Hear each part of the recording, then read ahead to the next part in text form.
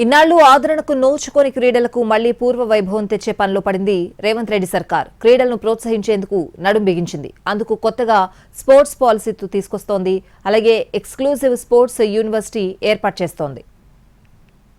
కొత్త స్పోర్ట్స్ పాలసీని ఆవిష్కరించారు తెలంగాణ ముఖ్యమంత్రి రేవంత్ రెడ్డి. రాష్ట్రాన్ని క్రీడా హబ్గా తీర్చిదిద్దేందుకు స్పోర్ట్స్ పాలసీ తీసుకొచ్చింది ప్రభుత్వం. హెచ్ఐసిసిలో ప్రతిష్టాత్మకంగా నిర్వహిస్తున్న స్పోర్ట్స్ కాంక్లేవ్ లో తెలంగాణ స్పోర్ట్స్ పాలసీ ఆవిష్కరించారు సీఎం. స్పోర్ట్స్ పాలసీలో 5 అంశాలపై ఫోకస్ చేసింది ప్రభుత్వం. క్రీడా విధాన నిర్వహణ, క్రీడల సానుకూలత పెంచడం, క్రీడాభివృద్ధికి అవసరమైన దీర్ఘకాలిక విధానాల రూపకల్పన చేయడంతో పాటు క్రీడల అభివృద్ధికి అవసరమైన మైదానాలు అభివృద్ధి చేయాలనే విధానం పెట్టుకుంది. వీటితో క్రీడల వైపు మక్కువ పెరుగుతుందని ప్రభుత్వం భావిస్తోంది. దీనికి తోడు క్రీడాకారులు నైపుణ్యాల పెంపుకు చర్యలు తీసుకోవడం, వారికి ఉద్యోగ అవకాశాల కల్పనపై ప్రభుత్వం ఫోకస్ చేసింది.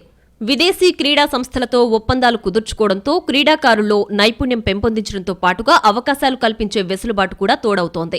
119 అసెంబ్లీ నియోజకవర్గాల్లో మినీ స్టేడియంలు నిర్మించాలని ఆలోచన చేస్తోంది ప్రభుత్వం. వరంగల్కు క్రికెట్ స్టేడియం మంజూరు చేస్తూ ఇటీవల సీఎం రేవంత్ రెడ్డి నిర్ణయం తీసుకున్నారు. ప్రతి మండలంలో క్రీడా మైదానాలు ఏర్పాటు చేయాలని లక్ష్యంగా పెట్టుకుంది ప్రభుత్వం. సీఎం కప్ వంటి పోటీలు నిర్వహించనున్నారు. ఒలింపిక్స్ లో పతకాలు గెలిచిన వారికి భారీ బహుమతులు కూడా ఇవ్వనుంది సర్కార్. క్రీడాకారులకు రిజర్వేషన్లు, రిటైర్డ్ క్రీడాకారులకు పింఛన్లు ఇచ్చే ఆలోచన చేస్తోంది. కోచ్లకు మెరుగైన పారితోషికాలు కూడా ఇవ్వనుంది. క్రీడా విధానం లేకపోవడం వల్ల యువత పెడదోవ పడుతున్నారని రేవంత్ రెడ్డి ఆవేదన వ్యక్తం చేశారు. తాకట్లో ఉన్న మీ బంగారం నమ్మి కష్టాల్ని కాంపౌండ్ వాల్ దాటించే one and only solution prime gold hub మాత్రమే. కాంటాక్ట్ 8499938881.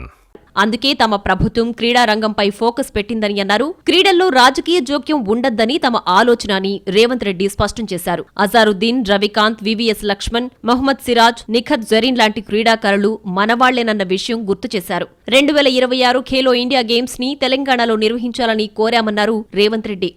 ఈ రోజు గచ్చిబౌలి ప్రాంతం అభివృద్ధి చెందింది అంటే అక్కడ క్రీడా మైదానాలు ఉండడం వల్లనే. కానీ మధ్యలో ఒక 10-15 సంవత్సరాలు ప్రభుత్వాలు నిర్లక్ష్యం వహించడం వల్ల ఈ రోజు ఆ క్రీడా మైదానాలు అన్నీ కూడా పెళ్లిళ్ళు చేసుకునే ఫంక్షన్ హాల్స్గా మారిపోయినాయి, లేదా ప్రైవేట్ పార్టీలు ఇచ్చుకునే సన్బర్న్ పార్టీలు ఇచ్చే వేదికలుగా మారినాయి. ఈ విధానానికి స్వస్తి పలకాలని ఒక స్పష్టమైన క్రీడా విధానాన్ని, స్పోర్ట్స్ యూనివర్సిటీ, స్పోర్ట్స్ అకాడమీలను ప్రోత్సహించాలని మొన్న జరిగిన ఒలింపిక్స్ గేమ్స్ చూసిన తర్వాత స్పష్టంగా నేను నిర్ణయించుకున్నా. హెచ్ఐసిసిలో నిర్వహించిన స్పోర్ట్స్ కాంక్లేవ్ కు Olympics gold medallist Abhinav Bindra లాంటి క్రీడాకారులు హాజరయ్యారు. కాంక్లేవ్ లో స్పోర్ట్స్ పాలసీపై చర్చిస్తారు.